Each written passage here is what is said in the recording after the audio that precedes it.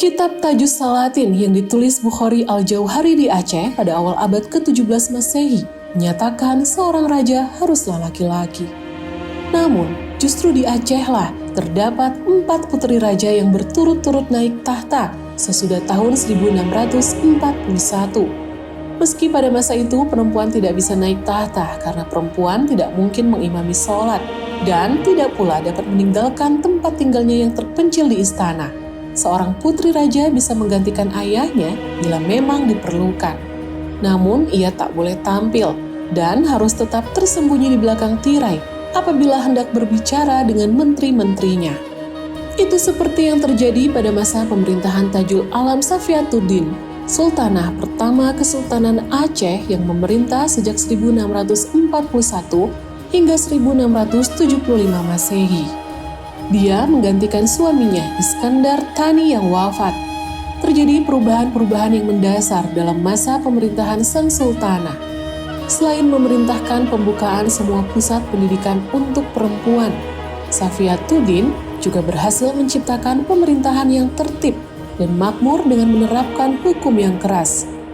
Seperti hukum potong kuping bagi pelaku pencurian kecil dan potong tangan dan kaki bagi pelaku pencurian besar, serta hukum potong tangan dan menelan timah panas bagi orang yang mabuk-mabukan di Aceh.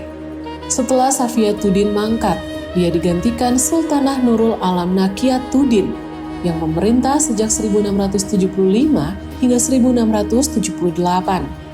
Pada awal pemerintahannya, Nakiatuddin mendapat tekanan kaum Wajudiyah yang diperalat golongan politik tertentu yang ingin menduduki kursi kesultanan. Kaum Wujudiyah menghanguskan istana dan Masjid Baitur Rahman serta sebagian besar kota Banda Aceh.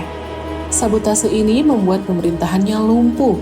Untuk memperkuat kedudukannya, Nakiatuddin tak hanya merombak beberapa pasal dalam Undang-Undang Dasar Kerajaan. Ia juga menerapkan hukum ketat yang tak jauh berbeda, khususnya pada kasus pencurian. Setelah Nakiatuddin mangkat, Inayat Shah Zakiatuddin menggantikannya sejak 1678 hingga 1688. Zakiatuddin telah lama dipersiapkan menjadi sultanah. Ia dididik dalam keraton dengan berbagai ilmu termasuk ilmu hukum, sejarah, filsafat, kesusastraan, agama Islam, bahasa Arab, Persia, dan Spanyol.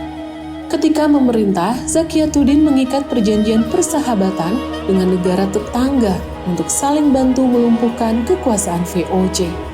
Dia juga bertindak cepat memajukan pendidikan dan ilmu pengetahuan. Setelah Zakiatuddin meninggal pada 1688, Kamalat Shah diangkat menjadi sultanah hingga 1699. Tak seperti pendahulunya yang diterima baik oleh masyarakat, Kamalat Shah mendapat perlawanan dari golongan orang kaya yang menuntut agar kepemimpinan kerajaan dikembalikan kepada laki-laki. Namun, sang ratu mengundurkan diri pada 1699 bukan karena tuntutan itu, melainkan karena fatwa dari Mekah yang menegaskan pemerintahan perempuan bertentangan dengan ajaran Islam.